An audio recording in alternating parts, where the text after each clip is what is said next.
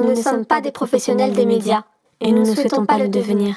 En écoutant cette série, vous comprendrez pourquoi nous avons voulu conserver l'anonymat. Si nous vous proposons ce podcast aujourd'hui, c'est pour soutenir Camille, qui a animé un podcast pendant 10 ans avant d'être censurée.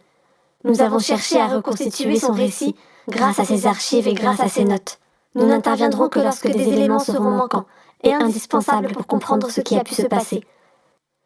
Je précise pour ma part que je suis une comédienne qui a été recrutée pour réaliser cette introduction et que j'ignore qui est mon employeur. Cette fille qui avait raconté son histoire d'amour dans ton podcast, j'avais trouvé ça hyper réconfortant, alors que c'était en pleine période assez difficile pour moi, j'étais déprimée, et là j'apprends que rien n'est vrai. Ouais, la terre s'effondre, je te jure, je suis trop triste ce soir. J'ai envie de parler à personne, j'ai vraiment l'impression que tout est nul. Alors là, je suis contente d'avoir écouté ton podcast jusqu'au bout. Ça valait le coup finalement. Tu donnes des leçons à tout le monde et au final, qu'est-ce qu'on apprend?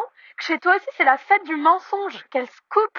Certains des témoins d'une belle histoire ont donc menti. Sacrée révélation. Quelle finale! Ça montre une chose, Camille. C'est qu'au lieu de t'acharner sur Julien, t'aurais dû commencer par t'occuper de tes propres interviewés. T'aurais dû vérifier leur histoire. Car c'est fou comme on peut mentir facilement dans ton podcast en fait. Pour une prochaine fois, t'acharne pas sur les collègues et fais ton boulot. On verra après. La poutre dans l'œil du voisin. C'est tout ce que j'ai à dire. La poutre dans l'œil du voisin. Et je rigole.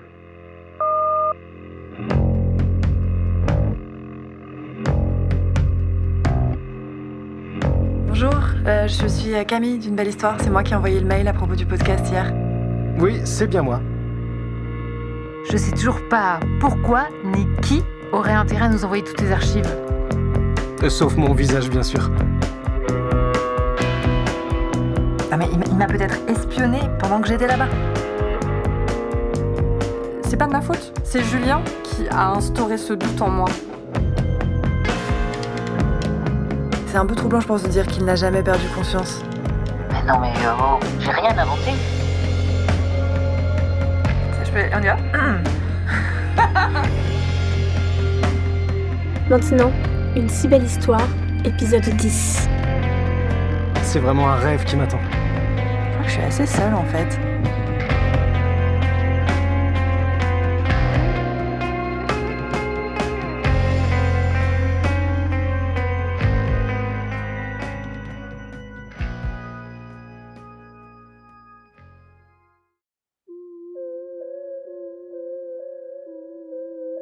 « 10 ans se sont écoulés depuis la censure du podcast de Camille. Tu vas écouter maintenant le dernier épisode. Tu connaîtras la fin de l'histoire. Nous espérons que toi aussi tu es pour la vérité des faits. On va rejoindre Jeanne Dumortier à l'hôtel de ville alors que les résultats viennent d'être proclamés. Et oui, et donc, énorme surprise ici, où à l'issue d'une triangulaire à suspense, Julien Pascaud a été élu maire de la ville devant les deux favoris, les deux membres des partis classiques qui se sont neutralisés. Énorme surprise car Julien Pascaud est un novice en politique et les électeurs ont sans doute été sensibles à cette fraîcheur. Alors attendez, il passe devant moi. Peut-être quelques mots, monsieur Pascaud. Vous vous attendiez à cette élection? Écoutez, je n'ai jamais douté. J'y ai cru depuis le début. Quand je me lance dans quelque chose, j'ai l'habitude d'aller jusqu'au bout. Je suis très fier et j'espère que je serai à la hauteur. Alice, t'as vu que Pasco a gagné? Oui, je viens de voir ça. Les habitants de cette ville ont fait un choix, ils ont choisi le changement. Sachez que je serai au rendez-vous et que je tiendrai parole. Chaque promesse deviendra réalité. Il était programmé demain pour ton interview, non? Oui, mais on n'aurait jamais cru qu'il gagnerait, en fait.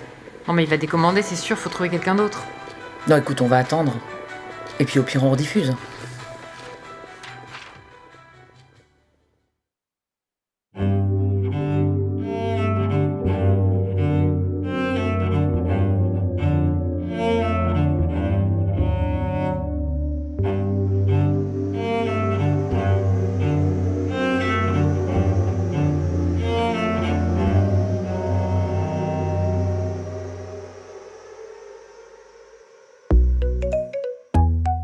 Bonjour à toutes et à tous.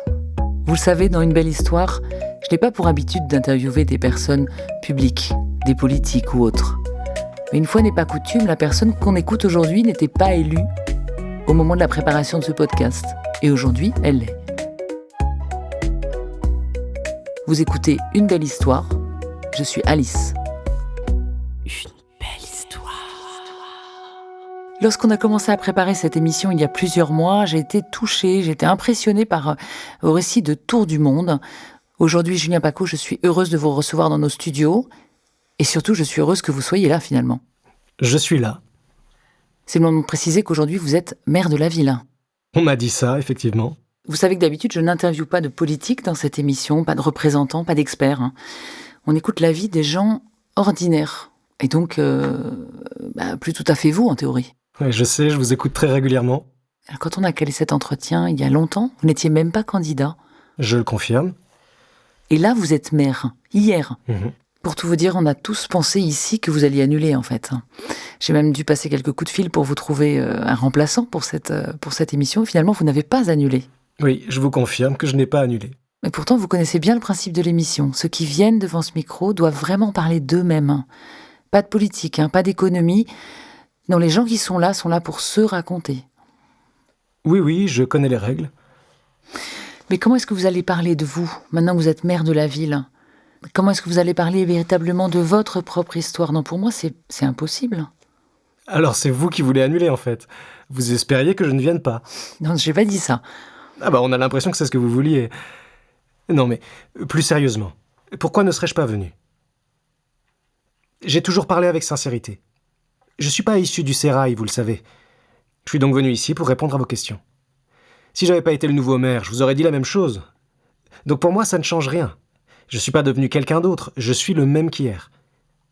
Pourquoi ne pourrait-on pas rester soi-même en devenant maire ? C'est vrai, être maire, vous savez, c'est être proche des gens. C'est donc leur parler directement. Voilà. Donc on peut y aller. Je suis prêt. Une belle histoire par Alice. Ce qui m'a intriguée, ce sont vos allers-retours permanents. Vous êtes né ici, puis vous êtes parti, puis vous êtes revenu. Mais pas une seule fois, près d'une dizaine de fois. Oui, mais là, je vous rassure, je vais rester. Je crois que je vais être bien occupé. Mais ça veut dire que les autres vont devoir vous attacher. Non, je crois pas. Vous êtes maire. Ça, c'est pour l'instant. Mais vous savez très bien que d'autres voient beaucoup plus loin. Et où est-ce qu'ils me voient ? Mais vous le savez, on vous voit président de la République. Vous savez, hier, quand tout ça est retombé, l'espèce d'euphorie collective, mon euphorie aussi d'ailleurs, je suis rentré très tard. C'est un peu comme une ivresse. Et en rentrant chez moi, je suis repassé par cette rue où, il y a très longtemps... Ça va ? Je suis un peu fatigué. Je suis désolé, je me suis couché très tard. Pas de problème. Vous voulez qu'on fasse un break ? Non. C'est juste que je suis passé par cette rue où j'ai eu un accident il y a longtemps. Oui, certains journalistes ont brièvement évoqué cet épisode de votre vie, mais vous ne vous êtes jamais exprimé sur cet accident, à ma connaissance. Non, par pudeur sans doute. Mais j'y repense chaque jour. Mais hier, tard dans la nuit, donc je suis repassé par cette rue, que j'ai toujours évitée d'ailleurs. Mais là, évidemment, j'étais sur une sorte de nuage, alors j'ai pas fait attention, et je me suis retrouvé comme par hasard dans cette rue de l'accident. Et alors, comme il faisait noir et qu'il y avait personne, je me suis arrêté à ce carrefour, et là, tout m'est revenu. Qu'est-ce qui vous est arrivé exactement ? Eh bien, j'étais sur mon vélo, je partais travailler, et j'ai voulu traverser cette rue. J'avais la priorité, mais la voiture qui arrivait à ma gauche m'a foncé dessus. Elle m'a piétiné. J'ai été projeté quelques mètres plus loin, en plus il allait très vite, et j'ai perdu connaissance. Donc ce qui m'est arrivé juste après, c'est ce qu'on m'a raconté. Et moi, je suis resté dans le coma pendant un certain temps. Et puis je me suis réveillé, je pouvais plus bouger les jambes, je pouvais plus parler. Ça a duré combien de temps ? Très longtemps. Et c'est pour ça que vous ne tenez pas en place aujourd'hui ? Oui, peut-être. Je m'étais jamais dit les choses comme ça, mais c'est vrai. Vous savez, quand vous passez des semaines et des semaines dans un lit, et que vous pensez que c'est pour toujours, quand ça se termine, vous n'avez qu'une envie, c'est de plus jamais vous asseoir, plus jamais vous allonger. C'est pour ça que j'ai toujours du mal à aller me coucher d'ailleurs. Mais à ce moment-là, Si on retourne à ce moment-là, vous êtes dans le coma, qu'est-ce que vous saviez véritablement de votre état ? Eh bien, je savais pas grand-chose. On me disait pas grand-chose. Chaque jour qui passait, de moins en moins de médecins venaient me voir. J'étais devenu une sorte de plante. On s'en occupe, une plante. Je sentais que j'intéressais plus grand monde. Et dès qu'il y a eu une petite évolution, tout le monde est revenu à mon chevet.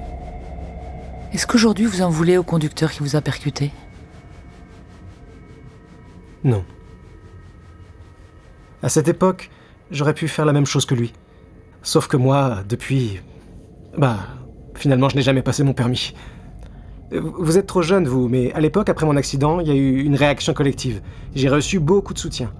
C'est après que le centre-ville est devenu entièrement piéton et qu'un service de location de vélo a été mis en place par la ville. Il portait mon nom, d'ailleurs. Enfin, ça, c'était vraiment il y a longtemps.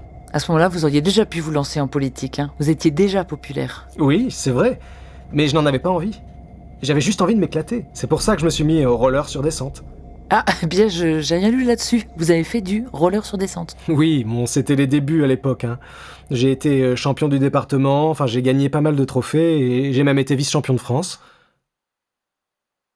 On pensait que vous ne pourriez plus jamais marcher et vous voilà champion de roller sur descente. Écoutez Alice, vous savez quand il vous arrive quelque chose.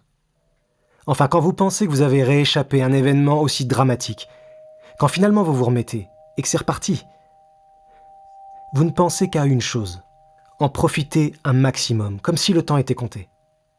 Donc oui Alice, depuis, je vis comme si le temps était compté, je fonce et je veux faire pareil comme mère. On a dit qu'on parlait pas de la mairie ? Oui, pardon, excusez-moi. Non mais je veux juste dire que je veux plus être dans la situation d'un objet, inerte. Aujourd'hui je veux agir. Je veux profiter de cette faculté que nous avons de pouvoir être dans l'action, d'avoir des projets, ne pas être entravé. Vous savez, je déteste les obstacles. Mais si c'était à refaire, si je devais repartir à zéro dans la vie, je garderais l'épisode accident. Ah oui ? Sans hésiter. Vous savez, cet accident m'a fait. Il me constitue.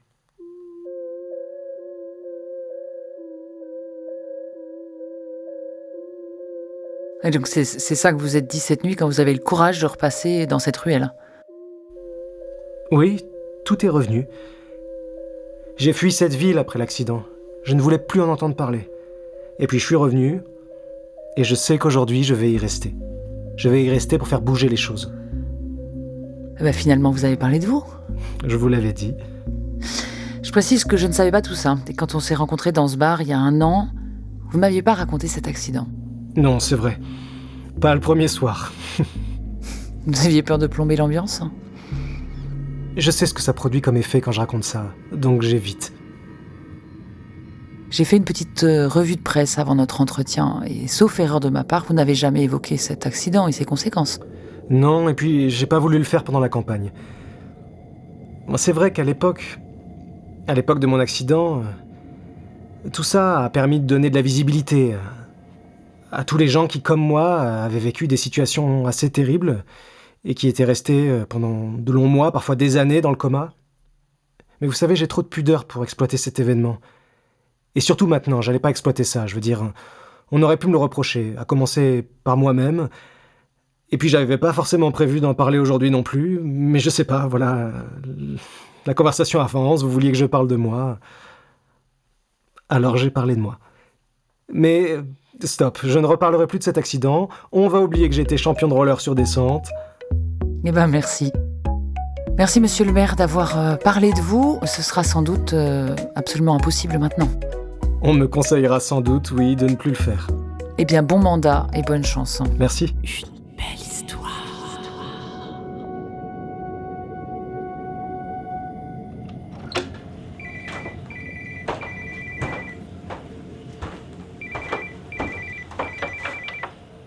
Allô ? Camille ? Ah, t'as pas changé de numéro ? C'est qui ? C'est Isa. Ouais, je sais, ça fait longtemps. Wow, c'est toi ? Je sais pas si j'ai vraiment envie de te parler, à vrai dire. Ouais, je me doute. Écoute, je suis désolée de débarquer comme ça, mais je voulais juste savoir... T'as écouté ? Écoutez, quoi ? Julien, l'interview qu'on vient de faire. Ah waouh. Isa, tu crois que j'écoute encore ton podcast? T'es incroyable. Attends, tu ne m'appelles pas pendant 9 ans et là, all of a sudden, out of nowhere, la fleur au fusil, tu le fais et la première question que tu me poses, c'est est-ce que j'étais en train d'écouter ton podcast? C'est ça? C'est ça qui est en train de se passer là, Isa? Ouais, je sais, c'est bizarre, mais je sais que t'as écouté, c'est pas possible autrement. C'était Julien, je suis sûre que t'as écouté. Elle est bien, Alice? Oui, Alice, elle est vraiment super. Est-ce qu'elle est dans l'empathie? Elle écoute bien? Allez, fais pas chier. Écoute, j'ai besoin d'un coup de main. Je te demande juste si t'as entendu Julien. C'est la nouvelle moi, en fait, non? Oui, je l'ai écouté. Et quoi? Bah, il a reparlé de l'accident et tout ça. Oui, j'ai entendu. Et donc, quoi? Ça t'a surprise? Bah oui, je pensais jamais qu'il oserait. Tu te rends compte? Mais qu'est-ce que ça change pour toi? Bah, il vient d'être élu maire. Mais pourquoi il reparle de ça, à ton avis? Ah, Isa, j'ai des trucs à faire là. J'ai pas forcément envie de me replonger dans tout ça. Ouais, c'est vrai, je comprends, excuse-moi. Ben, qu'est-ce que tu deviens, toi? Tu peux répéter ta question? Ben, qu'est-ce que tu deviens? C'est vrai, Oui, bravo. Au bout de 10 minutes, top pour Patty. Eh ben écoute, ça va bien. Et toi, ça va? Ouais, ça va. Bah oui, dis donc, t'as bien rebondi hein, quand même. Ben, ça n'a pas été immédiat, c'était même un peu long. Faut pas exagérer. Bah ce que je constate, c'est que tu es toujours là. Les 2 pieds bien ancrés dans le studio. Camille, dis-moi sincèrement, qu'est-ce que tu penses de Julien? Pourquoi t'en discutes pas avec Alice? Écoute, tu veux que je te dise quoi? Il vient de rementir. 30 ans après, il a reparlé de son faux accident. Et Eh ben, à ton avis, qu'est-ce que je dois faire? Je suis perdue là, j'ai vraiment besoin que tu m'aides. tu me demandes ça à moi? Mais oui, t'es la mieux placée pour le comprendre. Ou pour savoir quoi faire. Qu'est-ce que t'en penses? Tu crois que je dois balancer tout ce qu'on a sur lui? Tout ce qu'on a sur lui? Écoute Isa, je vais te donner un conseil. Ne fais rien. Ah bon? Ouais. Fais comme t'as toujours fait, hein. Fais comme si de rien n'était, je crois vraiment c'est le mieux. Ok, attends, on va pas recommencer. J'ai pas rien fait, tu le sais, j'ai fait tout pour qu'on réussisse à finir notre podcast. Et si on n'y est pas arrivé, c'est pas de ma faute, tu le sais bien en plus. Il y avait trop d'obstacles juridiques. Des obstacles juridiques. Mais Isa, j'ai jamais dit que c'était de ta faute, hein. Mais là, c'est merveilleux. Tu as déjà fait tout ce que tu avais à faire. Mais qu'est-ce que tu veux dire? Tu as invité Julien dans ton émission et attends, il est venu. C'est tout ce qu'on voulait. Mais je comprends pas, c'est qui? T'as fait ce que tu avais à faire. Je croyais pas qu'il allait reparler de ça. C'est tellement inattendu. Vraiment, c'est très inattendu, hein. T'as une drôle de voix. Stupéfiant. Attends, allez, merci à toi. Camille, tu peux m'en dire un peu plus? Je t'embrasse, Isa. Camille? Allô? Allô, Camille? Allô?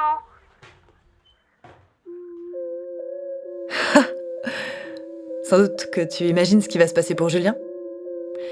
Ce qui serait normal, c'est qu'il ne soit plus maire demain. J'espère qu'on imagine toutes et tous les mêmes choses. J'espère qu'on se trompe pas. C'est à suivre, comme on disait à l'époque. Alors, je trouve que le mensonge, c'est du théâtre, c'est tragique, c'est comique, mais c'est la vie. Et ça fait partie de nous tous. Et je mens pas là. C'est un petit oiseau de couleur jaune et gris. Complètement, véritablement, authentiquement, nature et sauvage. Qui vient passer devant ta fenêtre pour dire bonjour.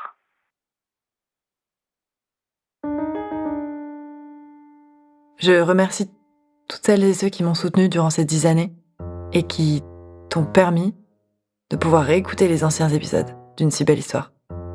L'histoire de Julien. Et merci Alice pour l'épisode final. On n'avait pas pensé que tout ça passerait si vite. Je suis Camille et je te dis à bientôt.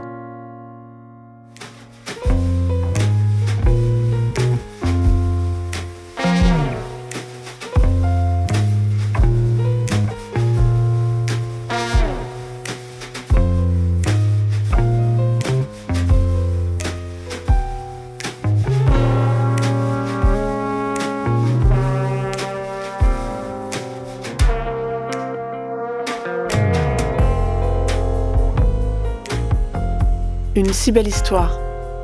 Une série de Marine Anger et Christophe Deloux.